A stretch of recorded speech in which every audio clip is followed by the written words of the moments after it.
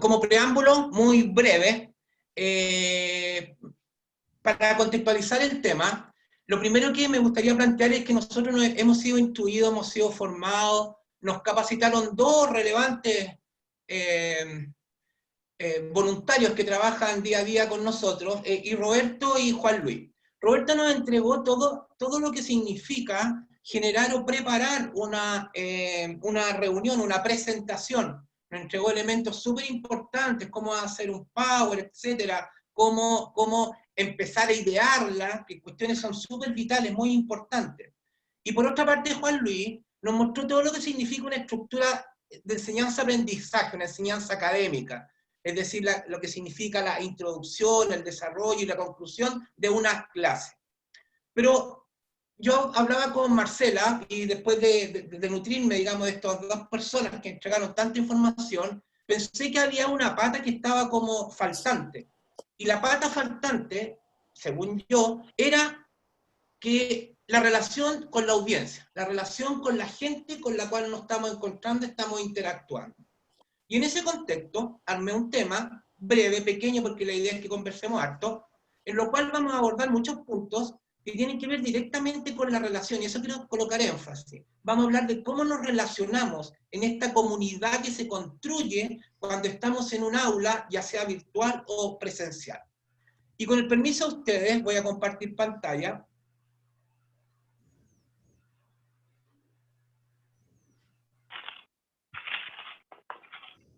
Hola, buenos días. Hola, hola.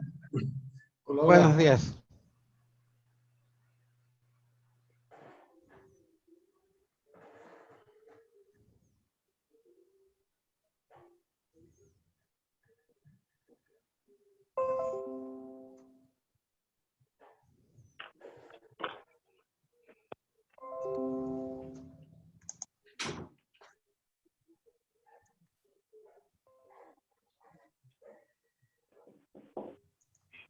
Listo. Ya, vamos.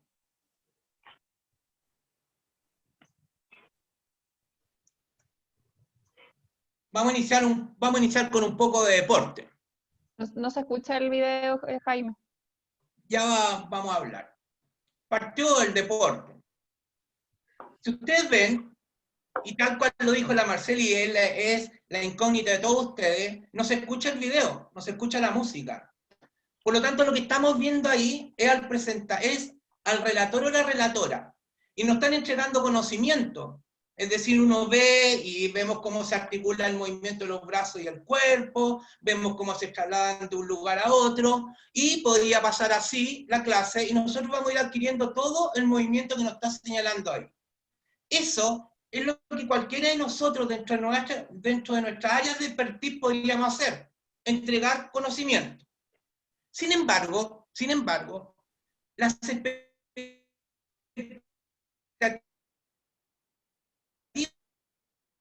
que siempre vamos a encontrar en ciencia, y ahora más, no tan solo el conocimiento.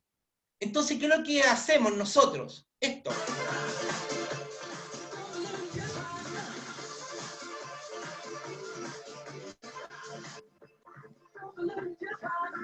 Cambia.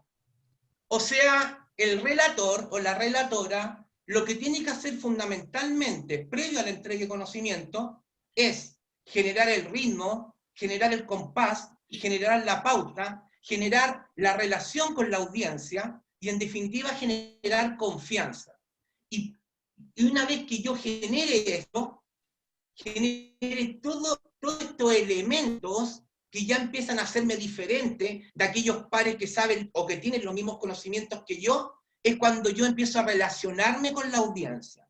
Empiezo yo a construir un conocimiento.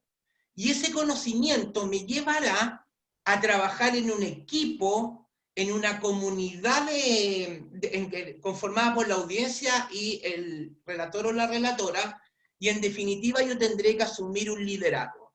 Por ende, como medida previa, y el primer planteamiento que uno puede hacer, ¿cuál es? Es que el conocimiento lo tengo, pero a ese conocimiento que voy a entregar no está suficientemente construido si yo no coloco esto. ¿Y qué es lo que es esto? Esto.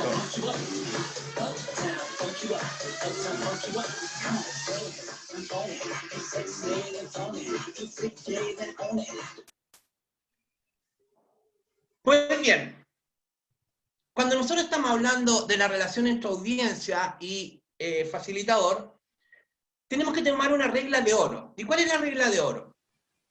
Que toda relación, relación de pareja, relación filial, relación entre hermanos, relación entre familiares, relación entre amigos, funciona sobre la base de la seducción, funciona sobre la base del coqueteo, funciona sobre la base de que construimos esta relación positiva en términos de ¿qué? En términos de que ambos nos atraímos, generamos una atracción mutua. Si no existe atracción mutua entre la audiencia y el relator o relatora, esa reunión, esa presentación no va a llenar las expectativas tanto de nosotros como tampoco va a llenar las expectativas de la audiencia. Por ende, regla número 1, generar seducción, generar coqueteo, generar vinculación. En segundo punto, si nosotros pensáramos que la sola entrega de conocimiento es suficiente, tenemos una visión muy arcaica. Cuando pensamos que la relación entre enseñanza y aprendizaje solamente se construye en base al conocimiento, de verdad estamos fuera de lo que se está mirando hoy día. ¿Y qué es lo que se está mirando hoy día? Hoy día se está mirando que, fundamentalmente, entre la audiencia y el relator, tiene que construirse una comunidad de aprendizaje, en la cual, ¿qué? En la cual la audiencia y el relator son coprotagonistas de esta instancia o este relacionamiento que se empieza a construir. Por ende, la verticalidad o la jerarquía que existía antiguamente del profesor respecto a la audiencia, o el relator respecto a la audiencia, hoy día desaparece. Y hoy día que se busca es la transversalidad. Transversalidad sustentada ¿en qué? En la buena relación de confianza y liderazgo que yo voy teniendo como audiencia. Otro punto que es importante considerar es que tenemos que tener especial cuidado en detectar la sensibilidad de aquellos que nos están escuchando. Y cuando hablo de la sensibilidad que aquellos que nos están escuchando, es muy importante lo que aprendíamos con Roberto y aprendíamos con Juan Luis, el tema de ¿qué? El tema de saber o conocer, por lo menos curricularmente o algunos antecedentes, de las personas con las cuales vamos a interactuar. ¿Y por qué esto es importante? Y pareciera muy obvio, pero es bueno plantearlo, porque en la medida que yo conozco, tal vez el nivel de conocimiento de las personas con las cuales voy a interactuar, el grupo etario al cual pertenecen, incluso las motivaciones que están buscando con entrar a participar en este juego, en esta construcción de conocimiento, me posibilitará a mí la sensibilidad o me entregará la sensibilidad necesaria para poder actuar dentro de sus mismos códigos y dentro de sus mismas lógicas de coaprendizaje que vamos a establecer. Otro punto. Si bien es cierto hay una transversalidad, es decir, estamos equiparados, somos personas complementarias, tanto el relator, la relatora o la audiencia, tenemos que partir de la base y postularnos claramente lo siguiente. Nosotros tenemos que ser los líderes de este trabajo en equipo. Nosotros tenemos que liderar esta construcción de conocimiento.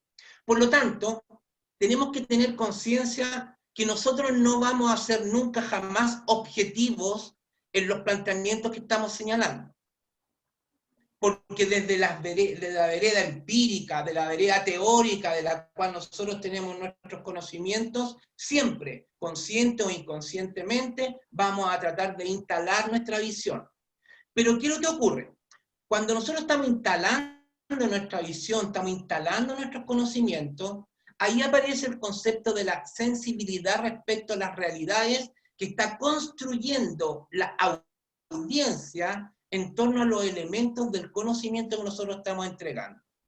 Y por eso es que hoy día es muy relevante permitir la crítica constructiva, permitir el debate, permitir la conversación fluida, permitir la conversación corporativa, pero también la conversación individual, y en este contexto, es muy relevante, y esto por favor, pareciera que es una cuestión básica, pero muy importante, nunca, jamás, en una relatoría deben existir momentos de silencio. Nunca debe haber silencio.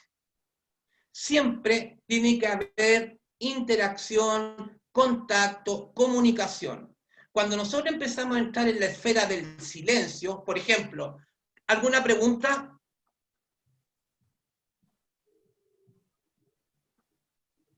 ¿Nadie tiene algo que preguntar?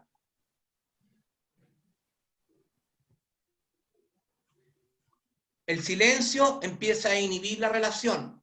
Por ende, siempre tenemos que tener conciencia que tiene que haber una constante dinámica de conversación, una constante dinámica de diálogo, una constante dinámica de entrega de conocimiento, una constante dinámica del hablar.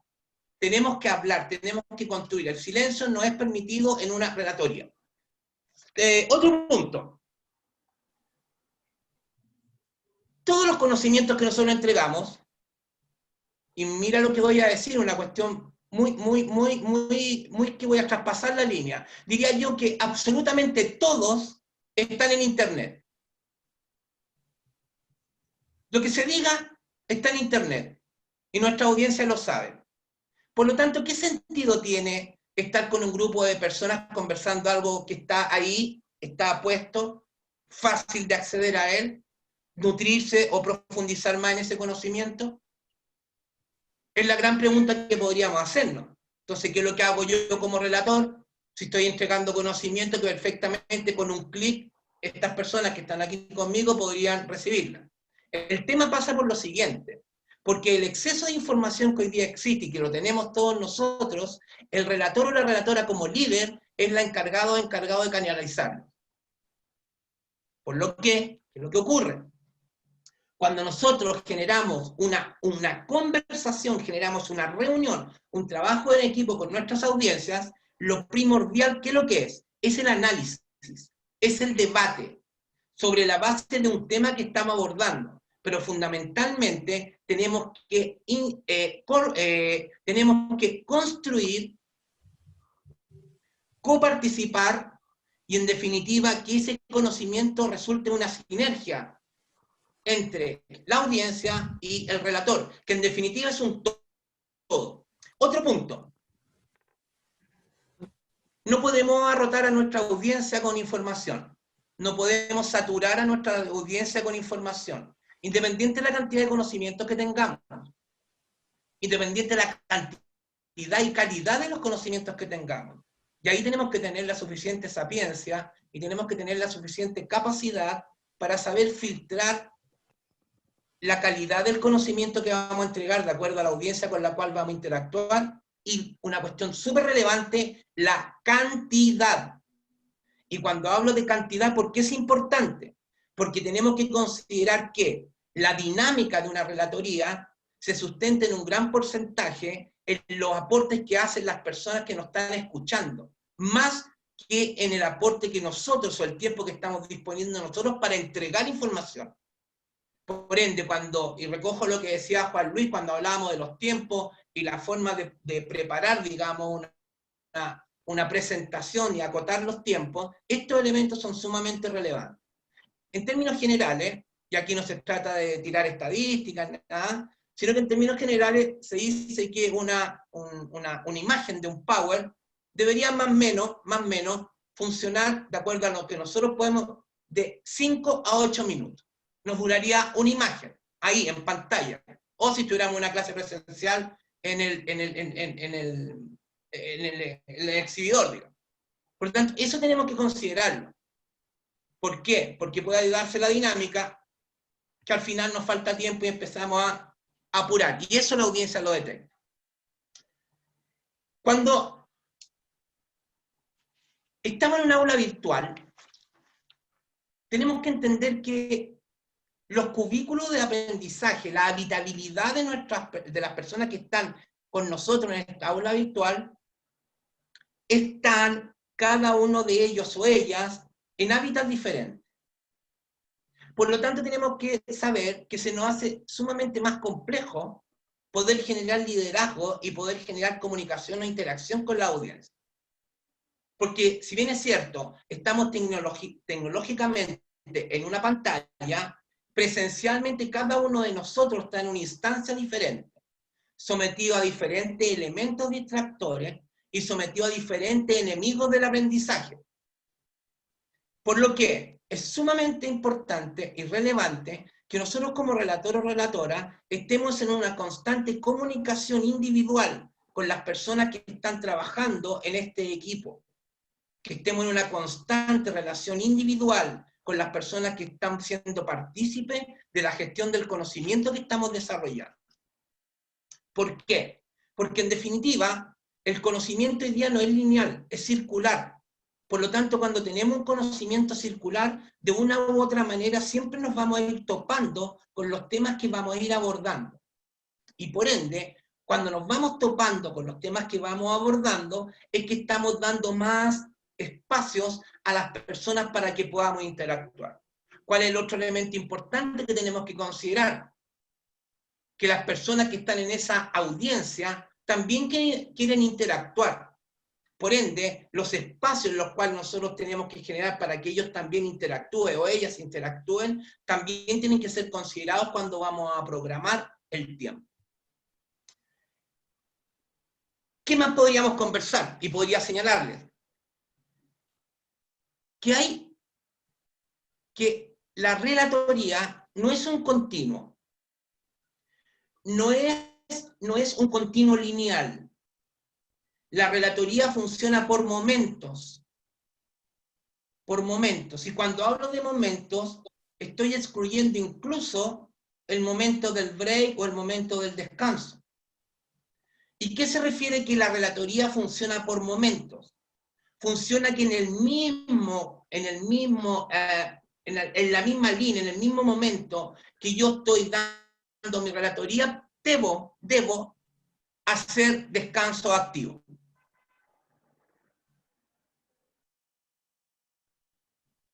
¿Y qué se refiere a hacer descanso activo? Se refiere a sacar abruptamente a toda la audiencia del tema en el cual estamos conversando. Por ejemplo, yo podría decir en estos momentos, ustedes son las personas con las cuales estoy interactuando y le digo a Roberto, a propósito, oye, un paréntesis, ¿qué libros tienes atrás que están de fondo ahí?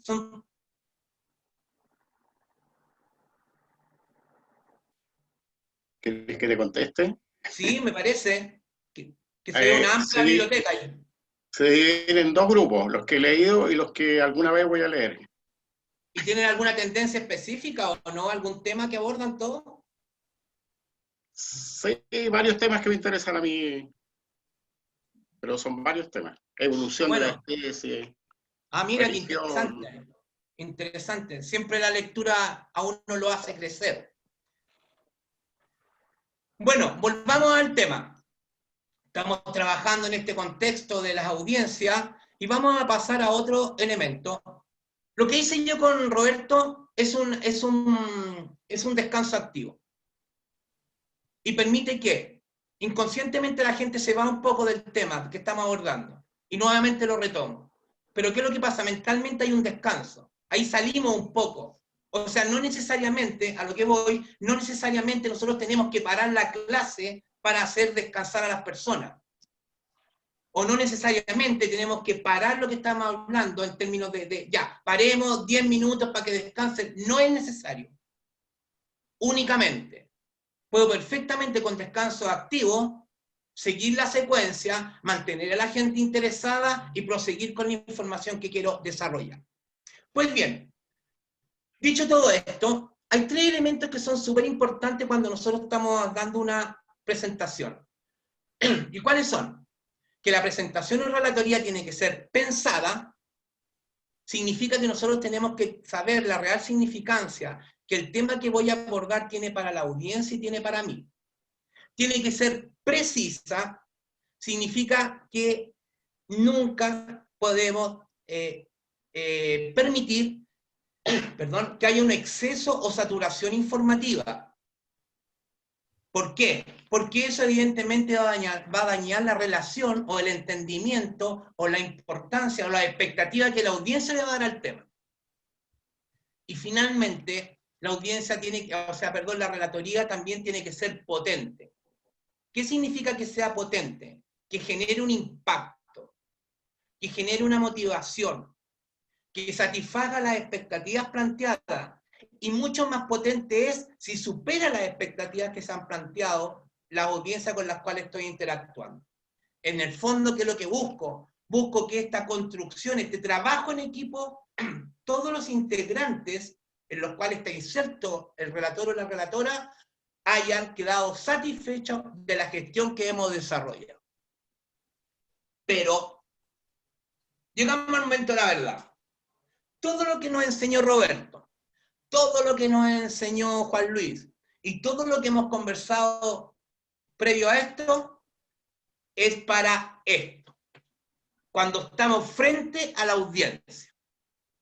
Este es el momento de la verdad. Y aquí tenemos 3 tipos de audiencia. Primero, la audiencia receptiva. Una audiencia receptiva no vamos a tener ningún problema. Son gente muy pro, gente que va a participar constantemente, gente que te va a aportar, con la cual vas a poder generar una seducción, un coqueteo muy agradable, muy lógico, una relación muy potente, muy fuerte.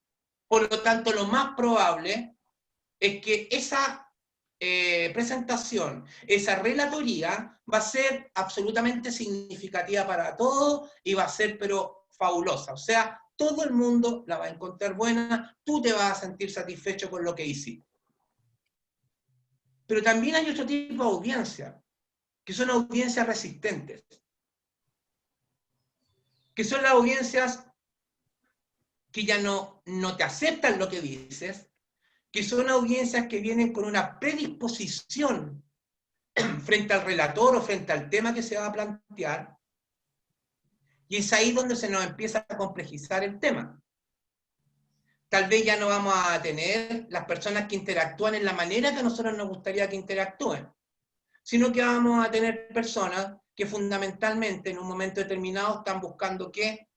La controversia, van a buscar el error, van a buscar que en definitiva el tema que se esté abordando y desde la perspectiva que tú lo quieres abordar cambie la dinámica, y por ende va a detectar muchos líderes negativos dentro del componente de este grupo de personas que está interactuando contigo. ¿Y qué es lo que hacemos acá? Si tenemos una audiencia resistente. Lo primero que tenemos que definir es quiénes son los líderes. En todo grupo siempre hay líderes. Lo segundo que tenemos que hacer es profundizar ¿qué? El relacionamiento, la conversación, el debate. Y evidentemente este tipo de audiencias son las audiencias con las cuales tenemos que estar mejor preparados. Porque son audiencias que nos van a colocar muchas barreras de entrada y nos van a colocar muchas incertezas dentro de la labor que vamos a desarrollar. Pero hay otro tipo de audiencias que tal vez son más complejas. Incluso yo diría que son más complejas que las audiencias resistentes, que son las audiencias indiferentes. Que son personas que no están estimuladas ni motivadas por participar en lo que están, que no están motivadas por escucharte, y que en definitiva es una pérdida de tiempo, o piensan que es una pérdida de tiempo para ellos. Y aquí es donde nosotros tenemos que exacerbar y tenemos que sacar lo mejor de nuestros liderazgos, de nuestras formas de ser. Porque una audiencia indiferente es una audiencia que te mata tu presentación. Una audiencia indiferente es una audiencia que no va a permitirte desarrollar, pero nada de lo que tú tienes planificado. ¿Y qué vamos a hacer frente a una audiencia indiferente? Se dice, y a lo mejor ustedes lo han experimentado, que es dialogar, buscar, cuestionar, controversiar, etcétera, etcétera. Es decir, generar un nivel de motivación en la cual este tipo de audiencias, que son audiencias indiferentes, en algún momento, se interesen, ya sea para cuestionar el tema que estás planteando, ya sea para cuestionarte a ti como relator, pero tenemos que buscar por lo menos lo controversial. Si logramos generar una controversia en este tipo de audiencia, ahí estas audiencias potencialmente van a pasar a ser audiencias resistentes. Y yo personalmente prefiero una audiencia resistente a una audiencia indiferente. Esos son los puntos que quería abordar. Y ahora estoy aquí, me gustaría que conversáramos los temas. Muchas gracias, Jaime. Te pido sacar la pantalla compartida para que yo pueda ver a los participantes. De inmediato. Y de la palabra pueda coordinar esto. Ahí estamos. Todavía está compartida. Disculpa. No.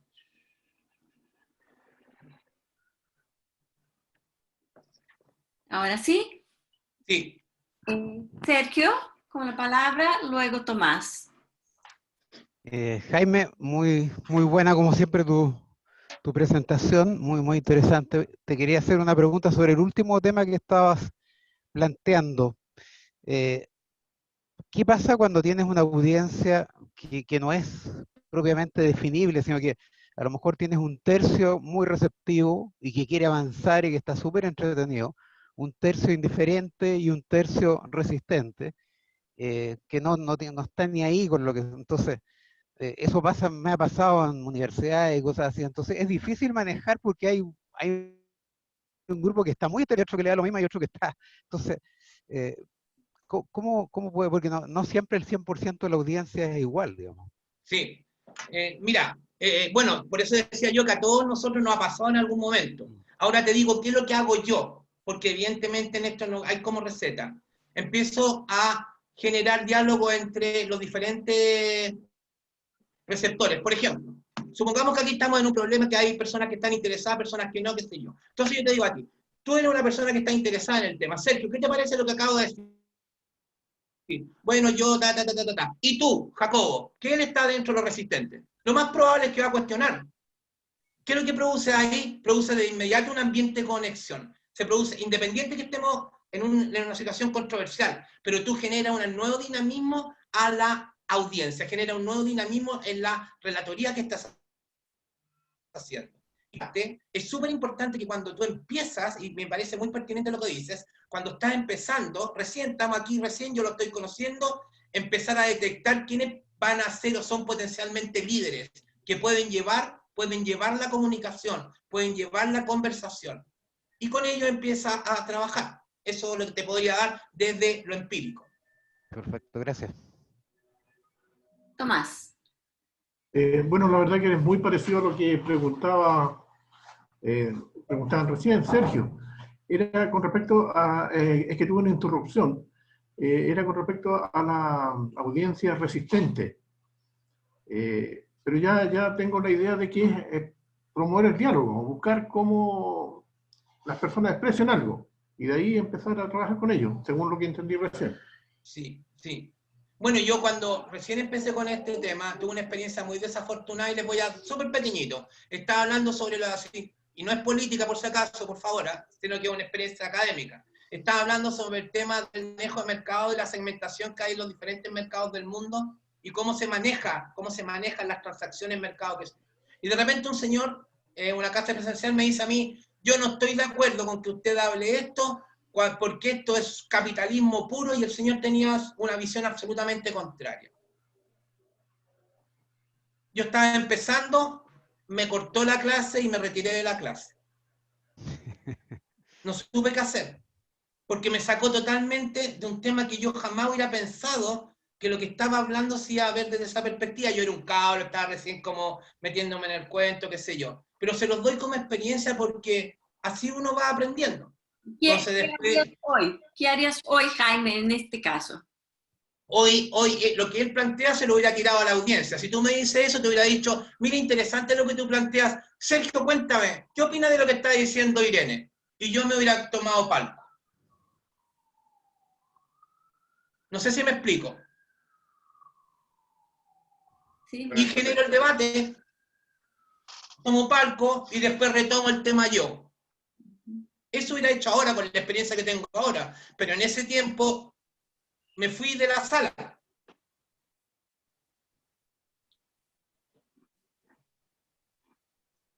Oye, y entre paréntesis, a propósito de lo que dice Irene, es muy bueno, y lo sugiero, cada uno tiene su mirada, cuando hayan preguntas, hayan mucho cuestionamiento, tiren el tema al debate. Por ejemplo, si Alejandro me está diciendo, oye, y yo, sí, entonces yo parto y empiezo a meterlo a todo en el tema. ¿Tú qué piensas, Irene? Mira qué interesante. ¿Y tú cómo estás de acuerdo con lo que dice Alejandro? Y qué es lo que pasa con eso bajo las sensibilidades del tema, y posteriormente yo entro nuevamente con lo mío. Entonces yo sugiero, vuelvo a insistir, sugiero solamente que cuando existan ese tipo de problemas, mejor ustedes hagan conversar a la audiencia. Correcto. Y me imagino que también tienes que intervenir si esa conversación entre la audiencia se empieza a elevar el tono, ¿no? Porque si hay un antagonismo importante, eso puede pasar. Es que eso me ha pasado, pero ahí yo meto a otra persona. A ver, escuchemos a Alejandra. Alejandra, ¿qué opinas tú de lo que se está planteando? Y al final empieza a esparcir el tema. Juan Luis.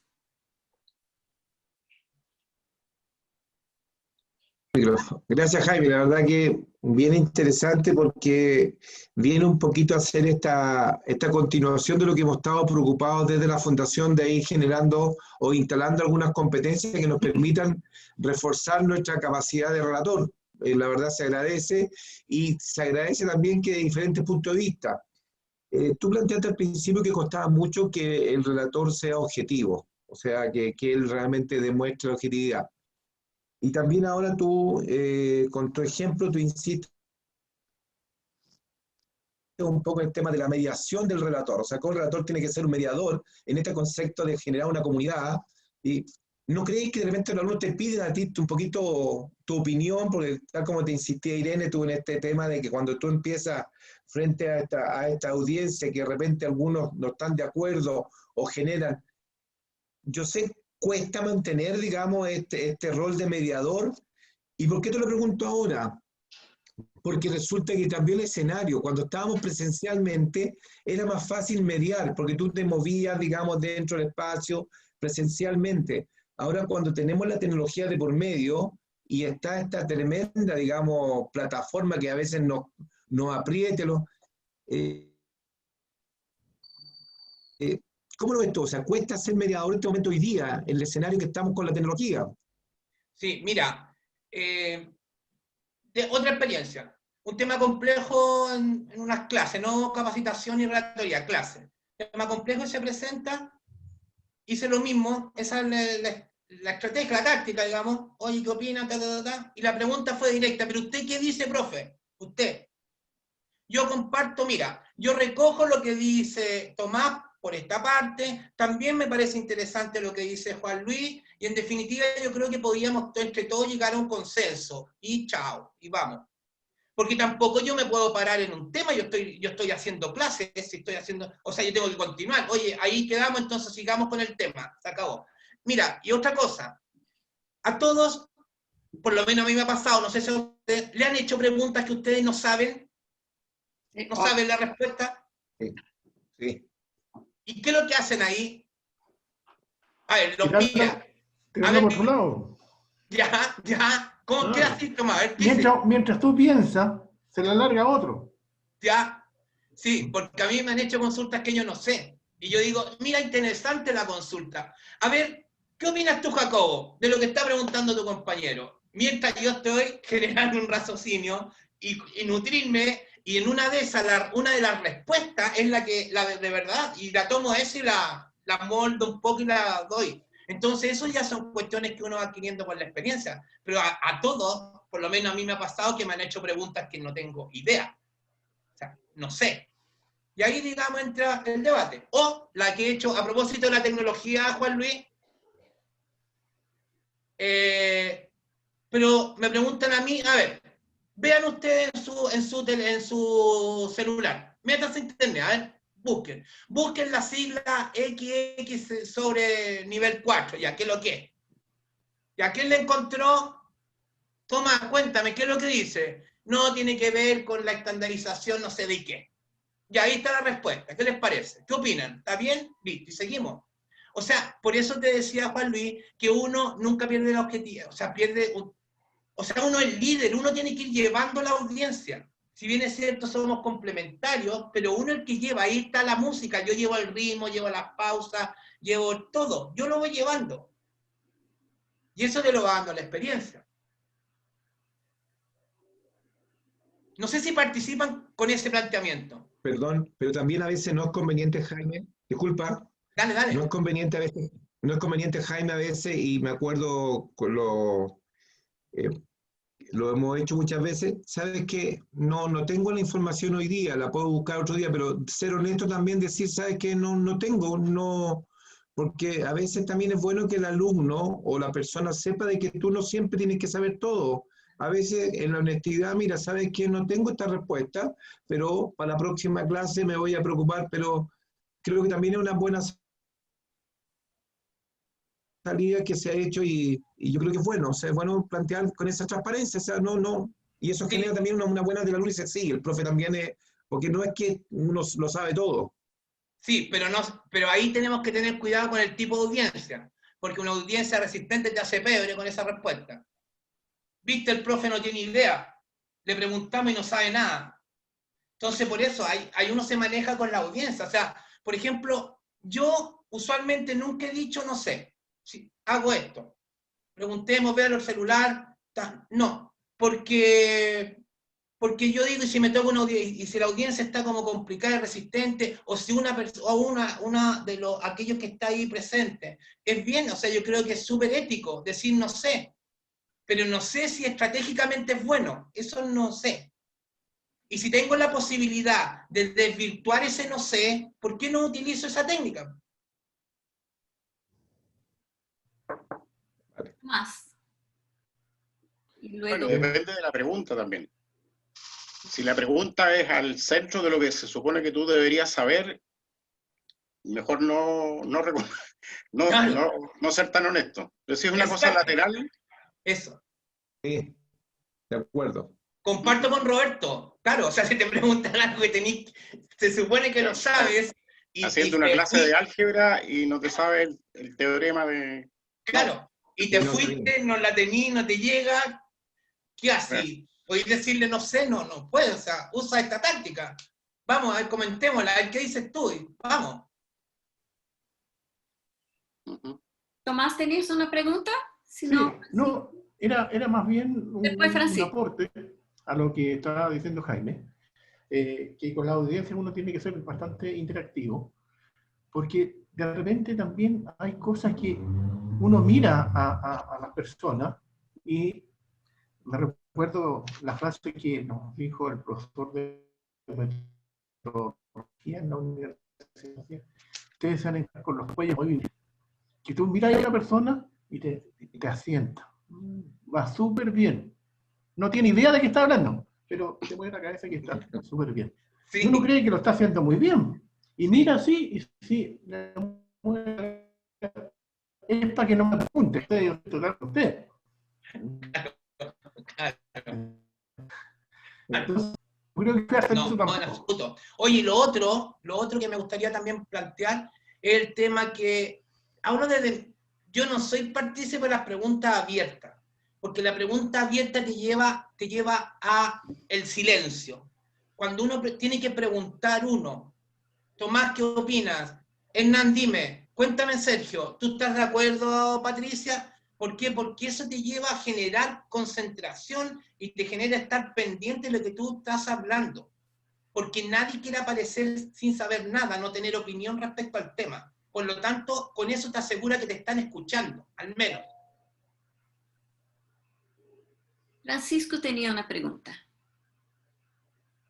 Mira, yo tenía una pregunta así en general porque muchas veces me toca presentar temas en los cuales lo importante es la discusión.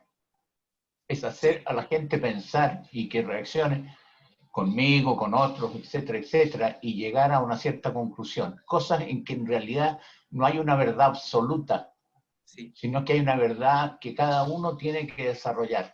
Son problemas, por ejemplo, éticos y de buena gestión, en que uno hace ciertas preguntas, determina temas.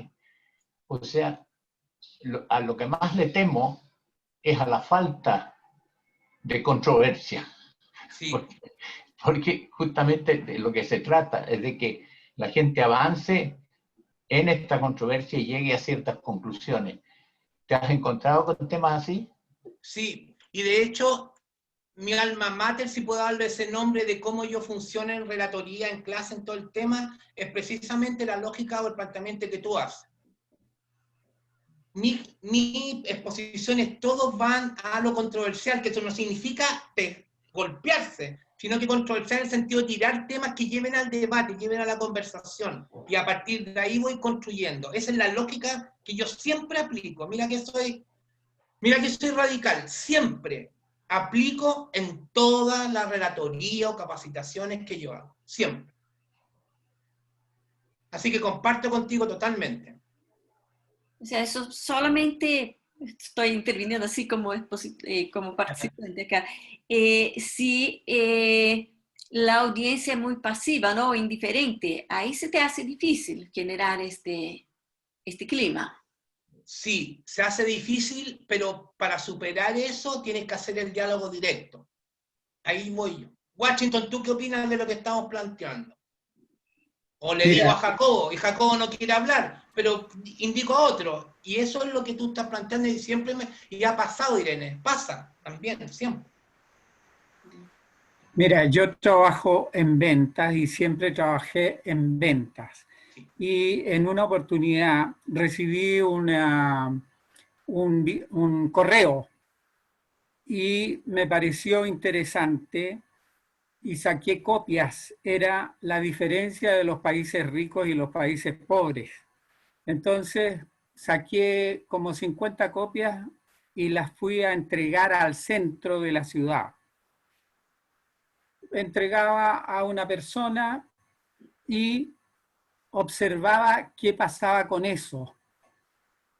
Las personas miraban la hoja que yo les entregaba y después la echaban al tacho de la basura. Entonces, después, como veía eso, yo a la siguiente persona le decía qué es lo que decía esa hoja para que me contestara qué le parecía, ¿eh? La diferencia de los países ricos y los países pobres. Lo primero o lo más interesante era que respetaban las leyes como primera cosa. Entonces, ellos me decían, mire, vaya a entregárselo ahí a la moneda, al presidente o qué sé yo. Entonces, pero no, nosotros somos las personas que tenemos que respetar las leyes, ¿por qué voy a ir a entregárselo a ellos? Y empezábamos una conversación y después habían 10 puntos que había que hacer, que había que respetar para que nosotros fuéramos mejores. Bueno, empecé a entregarlos y después me di cuenta que a las personas no les interesaba lo que yo les estaba entregando.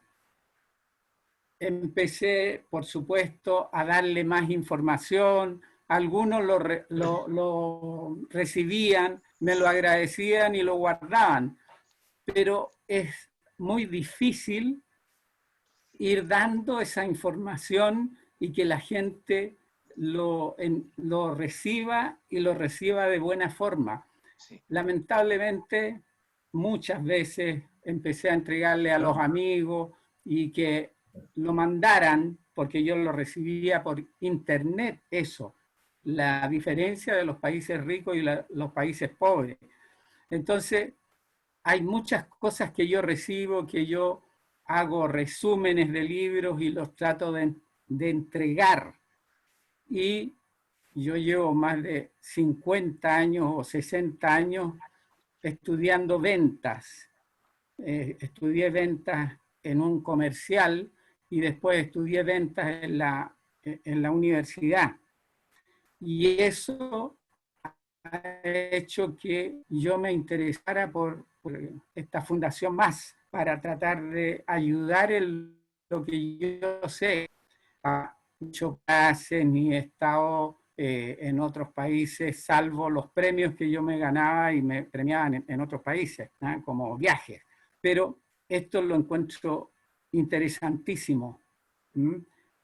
Ahora, en lo que yo recibí como información en la semana pasada, también quiero ahora poderlo conversar en esta oportunidad, de que es importantísimo la diferencia de las personas que estuvieron fuera, los que trabajaron en empresas internacionales y trabajan en empresas nacionales. La diferencia grande de las empresas nacionales, que no aprecian a los trabajadores, no instruyen a sus trabajadores, no les dan capacitación a sus trabajadores como les dan los norteamericanos, por ejemplo, porque yo he trabajado... Washington, ¿Sí? perdón, estamos saliendo un poco del tema de la jornada de hoy. La idea ¿Sí? de ese conversatorio es que profundicemos un poco en el tema de experticia de nuestro expositor. La expositora de la semana pasada no se encuentra aquí en la audiencia, por un lado, y por otro lado puede haber personas que todavía tengan interés de profundizar algo de lo que Jaime nos pueda profundizar. Te invitamos a otro espacio quizás de conversación en que podremos volver a abordar los temas que aquí plantea. Nos envía un correo o algo en el WhatsApp para poder recoger tus inquietudes. ¿Te parece? Me parece. Bueno, de todas maneras es muy interesante todo lo que ha conversado nuestro profesor Jaime Méndez, así que le agradezco mucho esta conversación. Jaime, yo creo que quizás tú puedas tomar el ejemplo de él con ese folleto, ¿no? Y qué pasaba ahí con la audiencia. Podría ser un análisis de eso. Sí, lo que pasa, mira, lo que pasa es que ahí hay varios factores que se pueden analizar. Primero, si era acertada la audiencia a la cual yo le entregaba el folleto. Puede ser un tema. A lo mejor no era la audiencia. Ya, por otra parte, a lo mejor lo que es el texto, lo que es el llamado, tampoco a lo mejor era suficientemente motivante. Por ejemplo, llevemos el texto, lo escritural, llevémoslo aquí a lo audiovisual. A mí se me ocurrió nomás, como empezar con la danza, el baile la clase deportiva. Y dije, ¿cómo puedo hacer una analogía? Y se me ocurrió, parto mudo, le coloco música. Y según mi idea creativa, pienso yo, era decir, mira cómo es el tema mudo, mira cómo es con música. Sí, eso. Ahora, ¿qué es lo que pasa? Cuando estamos generando este tipo, por eso yo soy muy solícito y soy muy incentivador de que yo creo que siempre tenemos que estar traspasando las líneas. O sea, hoy día, sobre todo, y creo que Juan Luis podría confirmar conmigo, en el tema del aprendizaje, relatoría, hoy día el conservadurismo no existe, porque las audiencias son diferentes, tienen mucha información, están expuestas a millones de pantallas, en las cuales sale creatividad por todos lados. Entonces, si yo llego a dar una audiencia, voy a dar una clase, o voy a dar una relatoría en un canon absolutamente formal, en un canon estructurado, definitivamente me va a costar mucho lograr impactar a esas audiencias que están abarrotadas de creatividad, están abarrotadas de mensajes creativos. Por eso es que no quiero no quiero sentirme que estoy diciendo, sino que quiero sugerir simplemente. Las relatorías nuestras, las presentaciones nuestras deberían tener un dejo importante de creatividad, ser diferentes. O sea, diferenciarnos en eso. Y la pregunta, mira la pregunta que le hago. Todos son profesionales. ¿Qué diferencia? Y se supone que dentro con nuestros pares profesionales, tenemos conocimientos más o menos similares, más profundos, de mayor calidad, en mejores unidades, etcétera, pero más o menos. Hay temas que cualquier par nuestro profesional debería manejar. Y la pregunta es, ¿por qué yo elijo a Jacobo y no elijo a Sergio? ¿Dónde debería generar yo la diferencia si ambos, hipotéticamente, tienen similares conocimientos, manejan los conocimientos generales de los temas que ellos abordan, de sus profesiones? ¿Dónde genero la diferencia? ¿Dónde me encanta Sergio y no me encanta Jacobo? ¿O dónde me encanta Jacobo y no me encanta Sergio? Y ahí está el tema de la creatividad, de la innovación. Y eso nosotros tenemos que ir rompiendo, traspasando esas líneas. Porque las audiencias son complejas. Por ejemplo, la audiencia que tenemos ahora en la Católica, y bueno, muchas audiencias que van a venir, la gente que está trabajando con los fondos concursables, esa gente es diferente a la que había 30 años atrás.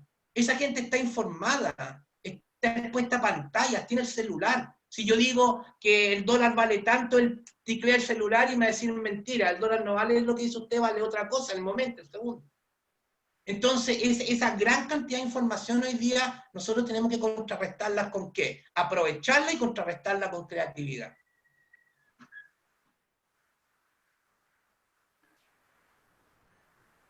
Jaime, a mí me impactó mucho esa descripción tuya de ver una charla grabada o vía YouTube, ver una charla sobre un tema y estar personalmente las personas, o sea, la diferencia entre contactar entre imágenes y contactar en el fondo humanamente amplia, no sé cómo llamarlo, porque no, tal vez si eso lo pudiera un poquito repasar, que me parece que es súper, súper esencial, por lo menos para mí. El tema de la presencialidad, dices tú.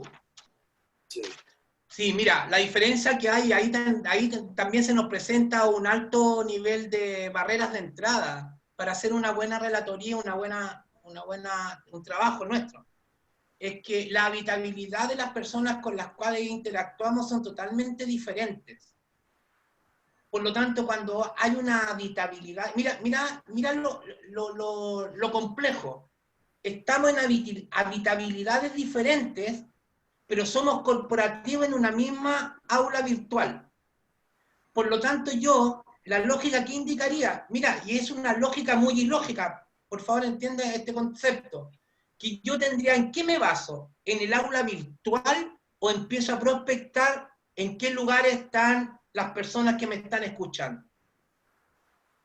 Cuando te dice una persona, ¿sabes qué, Jacobo, tú estás hablando? Yo estoy con los fondos concursables, y digo, sí, yo estoy acá en el campo, en el celular. Es diferente al tipo que está en su casa, en un computador. Las lógicas perceptivas son diferentes. ¿Y qué es lo que hace? ¿Qué es lo que hace esa unión? Eres tú, porque tú estás liderando eso. Por lo tanto, tú tienes que manejar ese tema, y esa habitabilidad te va a complicar. Y tú tienes que estar sumamente consciente que estás hablando a personas que están en un hábitat diferente. Y eso es una de las grandes barreras que hoy día tiene la educación y la capacitación virtual. Eso es uno de los graves inconvenientes que tiene. Y por eso hoy día se te exige mucha creatividad.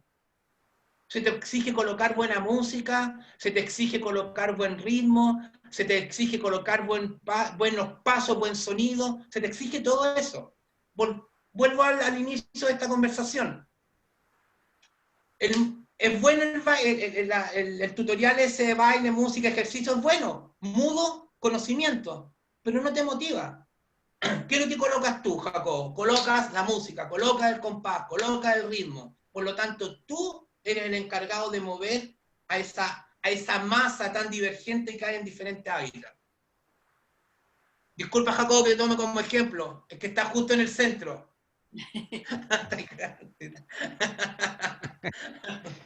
Así que eso. Gracias.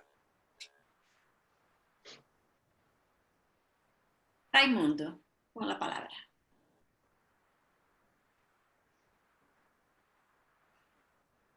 Tiene que abrir. Micrófono, Raimundo. Sí, ahí ya lo abrí.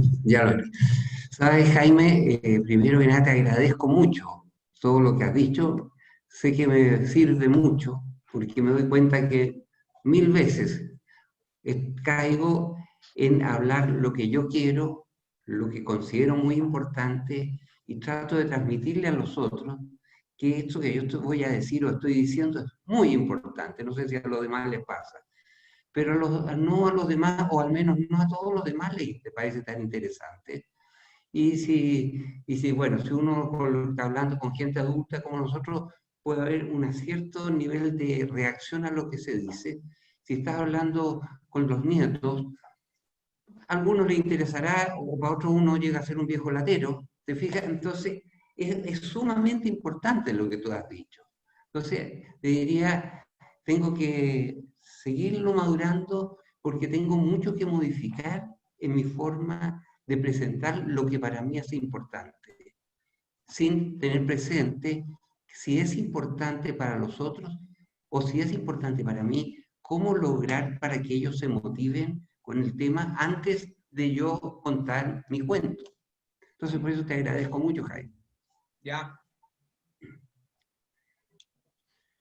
Oye, otra cosa que aprovecho a la luz de lo que estoy observando. Es importante tener al menos 50 centímetros de distancia de la cámara, porque si no, uno se nota muy invasivo. Mira.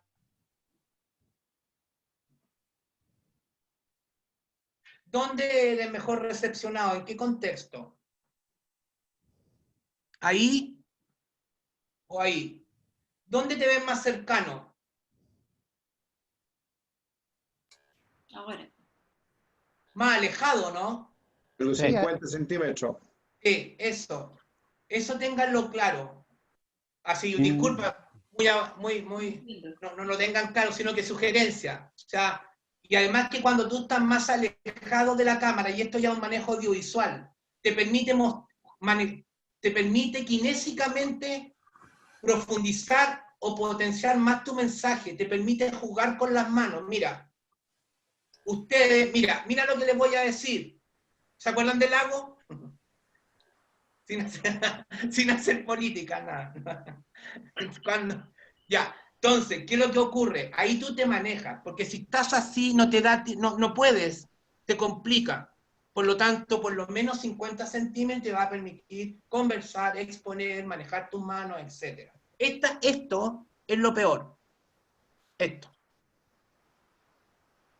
Esto es lo potencialmente más asertivo para poder relacionarte en el tema audiovisual. Roberto. Antes de Roberto, parece que Eva tenía una pregunta. ¿Sí, Eva? Sí, pero yo sabes que me he dado cuenta, no sé si me equivoco, pero creo que Alejandro tiene rato pidiendo la palabra y no se la han dado. O levanta la mano muy bajito, pero creo que Alejandro la pidió primero que nosotros dos, antes que yo y antes que Roberto. Alejandro. Mira, un par de comentarios. Primero, muchas gracias, Jaime. Encuentro muy interesante esto. Es algo que en realidad crece con la práctica. Yo estimo, digamos, de que uno no lo puede aplicar en forma teórica salvo la primera o la segunda vez, pero después se tiene que hacer un hábito, ¿eh? Y encuentro muy interesante, pero quería hacer dos alcances. Uno, que bueno, siempre todo depende del tema, ¿ya? Depende del tema, de que a uno no se le vaya la reunión o la relatoría entre las manos. Entonces, si de repente hay un tema que es muy determinístico, 2 más 2 son 4, ahí en realidad como que no pasa mucho. Pero cuando se cae en algunas interpretaciones, en escrúpulos o en la ética, o en la política, ya si tú llegas a decir algo, entonces va a saltar uno que a lo mejor va a decir, no, tú eres un comunista porque dices esto, y va a saltar otro en la misma reunión y va a decir, no, no estás diciendo eso, estás tratando de decir esto otro. Y entonces hay que tener cuidados cuando a veces, por muy determinística que sea el tema, en la forma de presentarlo o decir las cosas, uno puede caer ahí y ser tildado de inescrupuloso, de ser de un partido político, de ser de tomar juicios de valor.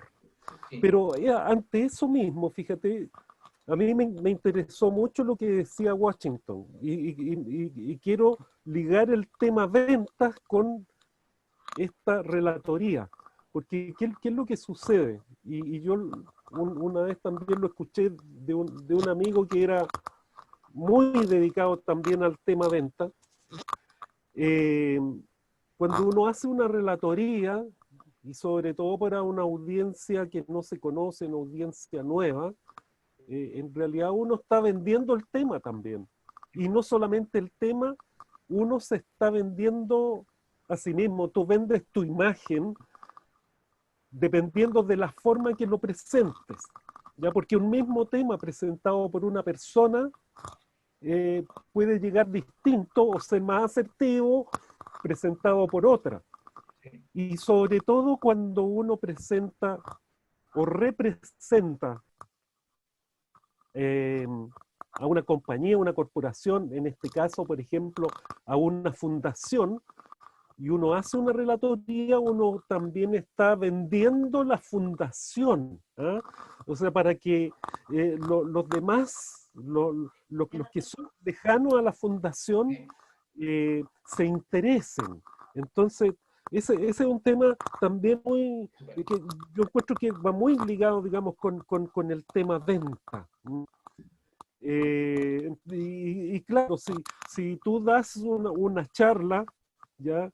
Y la charla a lo mejor es un buen tema, pero mal presentado, y no vendes bien a la fundación más en este caso, la audiencia no le va a tomar importancia futura a la fundación más, qué sé yo, y van a tildar y la gente tiende a ponerle calificativos, ¿no? Allá son así o son asá, o todo lo contrario, ¿ya? Pucha, me encantó, me gustaría, no sé, más cercanía con la Fundación Más, yo sé que nos van a ayudar, que ese es lo que realmente sucede, ¿ya? Exacto. Y ese es un par de comentarios nomás, que se puede hablar mucho de esto, pero... Sí. Muchas gracias, Ale. Eva tiene una pregunta, después Roberto y después cerramos con Jacobo en honor al tiempo. Eva. Yo en realidad iba a hacer un comentario. Estaba escuchando con mucha atención lo que estaba diciendo Jaime y muchas de las cosas que me dice me hacen sentido. También ver lo que dice Alejandro. Hay algunos casos, no platico, Jaime, pero me han pasado. A veces misma he sido ese tipo de participante, aunque yo respeto al orador, pues yo me quedo. O sea, ¿cómo hace uno cuando llega a una relatoría y resulta que uno de los participantes sabe más que uno? ¿O qué pasa? Y así como dice Jaime, las preguntas abiertas, a veces cuando nos hacen preguntas abiertas, perdón, no se hacen preguntas cerradas, sino abiertas, y el que sabe mucho siempre está interviniendo. ¿Cómo hace para que la atención no se centre en esa persona, por ejemplo? Lo de las preguntas cerradas, a mí me llamó mucho la atención cuando hice el taller de la fundación y me tocó con Jaime, porque ya había estado con Macarena, había estado con Alejandra, y cuando Jaime empezó a hacer esas preguntas directas, yo me sentí como atacada. A ver tú, fulanito, ¿qué opinas? A ver tú. Y después me puse a analizar, y resulta que yo hago lo mismo, porque yo semanalmente, yo tengo una ONG, Y yo semanalmente o cada 15 días yo hago unas reuniones de información, de bienvenida a los que se inscriben nuevos, hago una presentación y hago todo esto. Y yo utilizo las preguntas cerradas, como dice él, porque si la audiencia se me queda callada, pues yo no voy a estar tirando y nadie me contesta, mira, ay, ¿qué tú qué piensas? Y el otro qué piensa. Pero cuando me lo aplicó Jaime a mí, yo me quedé así como en shock, porque no, o sea, primero, no mucha gente usa ese tipo de estrategia de preguntas cerradas. Y de repente uno no está ni ahí, como dicen, y entonces lo agarran así como en a ver, usted, y uno, y la cosa. Entonces, bueno, te comento lo de cuando tienes un participante experto, ¿qué pasa?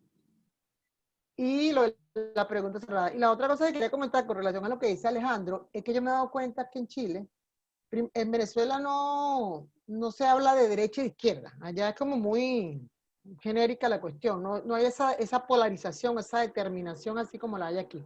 Y aquí es verdad lo que estaba diciendo Alejandro. Uno aquí de repente da una opinión, opina sobre cualquier cosa, inmediatamente lo encasillan si está de izquierda o está de derecha. Afortunadamente los migrantes podemos decir, mira, yo no sé nada de eso, yo no voto, es que uno se suelta de allí. Pero es bien complicado para los chilenos porque lamentablemente aquí me he dado cuenta que la cuestión política es como que, no sé, demasiado marcada. Pues la gente no puede dar una opinión. Ahí mismo en el chat esta mañana se presentó una pequeña controversia porque Patricia publica unos links de unas entrevistas que hace Limón. Y resulta que publicó esta semana, creo que era José Antonio Cas. Y alguien dijo que, bueno, ahí se presentó una pequeña, bueno, ahí la cosa se disolvió. Pero cosas tan tontas como esas las politizan. Y entonces eso para mí es así como que bien sorprendente, porque nosotros allá sí somos políticos. Ahorita, bueno, con la dictadura, bueno, ni modo. Pero cuando Venezuela era un país normal, digámoslo así, pues no hay ese tipo de cosas.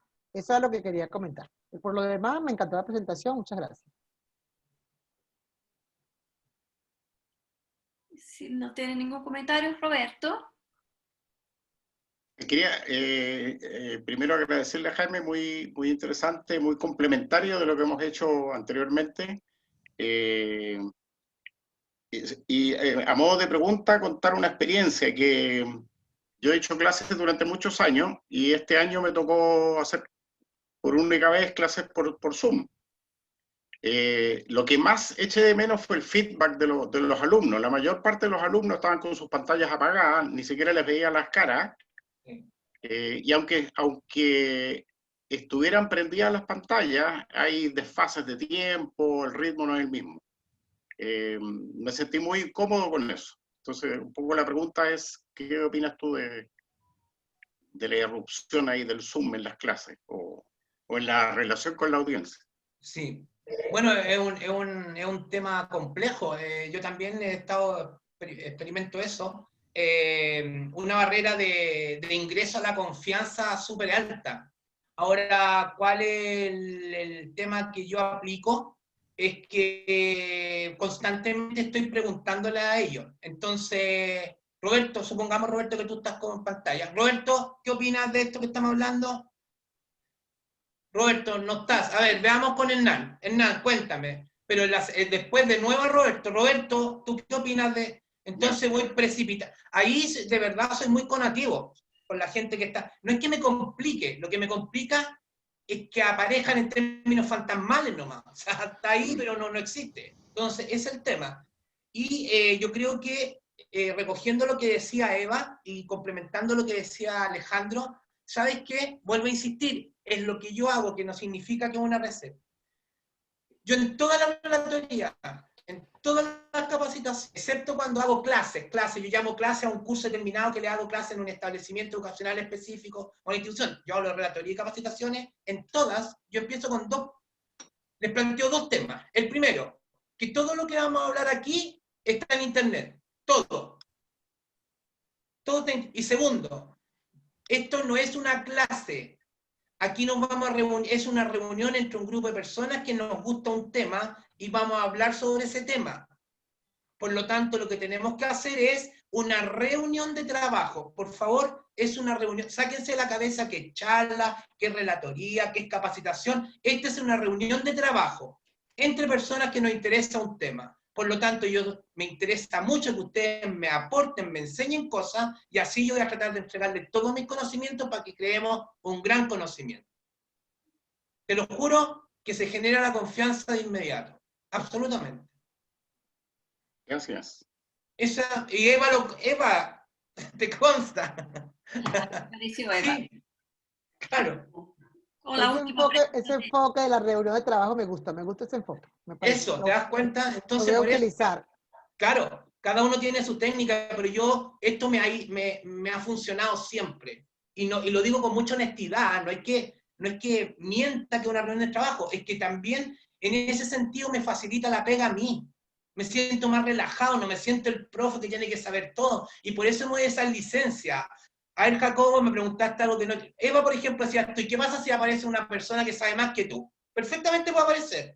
A esa persona le digo, súper buen aporte, súper bueno. Oye, de verdad, sabéis cualquier cantidad. ¿Qué opina? Y lo voy empoderando. Y a mí no me molesta, como estamos en una reunión de trabajo, no me molesta que haya una persona que sepa más que yo. Lo que sí tengo claro es que yo siempre voy a liderar esa reunión. Eso sí está marcado, digamos. Yo soy el que lidero la reunión. Aportamos.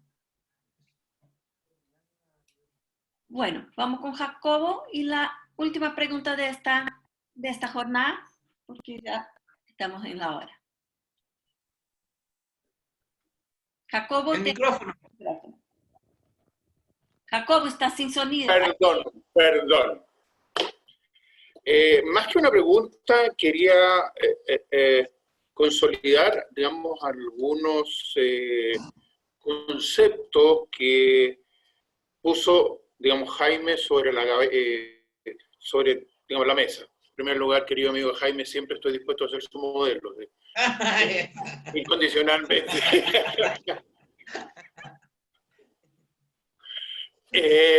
Bueno, volviendo, digamos al tema, yo creo que lo que dijo Alejandro, lo que dijo Washington, que de repente cuando en sociedad hablamos de venta, mucha gente se hace hacia atrás y cree que la venta es la manipulación de personas y que venta con estimulación son distintos. Pero hay un ejemplo que yo siempre doy cada vez que puedo, que la estimulación está en nuestro baile nacional, en la cueca. ¿Qué es lo que es? La búsqueda del gallo y la gallina, en la cual hay diferentes etapas de este baile y en la cual el gallo se vende a la gallina, hasta que consigue que, digamos, la gallina lo acepte. ¿Qué es lo que es? El gallo se está vendiendo. Otros lo pueden llamar motivación, pero en el fondo estamos vendiendo. No nos asustemos con el concepto de venta, llamémoslo como queramos, pero siempre en la vida todos nosotros nos estamos vendiendo, con nuestras parejas, con nuestros hijos, con la sociedad. Tengámoslo presente y que no sea una barrera pensar en venta o hablar de venta. Gracias, Irene. Muchas gracias, Jacobo. Bueno, muchas gracias, Jaime. Mucho éxito hoy día en este lunes post 18. Así que muchas gracias a todos los que participaron acá y vamos avanzando en construir también un conocimiento, en compartir algunas cosas súper interesantes sobre todo lo que también nos está tocando realizar como fundación, en relatoría, en exposiciones. Así que muchas gracias a todos los que ya participaron como de este ciclo, ¿no? de exposiciones que hemos tenido en esa línea. Muchas gracias a todos y muy buena semana. Igualmente para ustedes. Gracias, Jaime. No, gracias a ustedes. Chao. Chao, nos vemos. Semana para todos. Chao. Gracias. Chao. Adiós.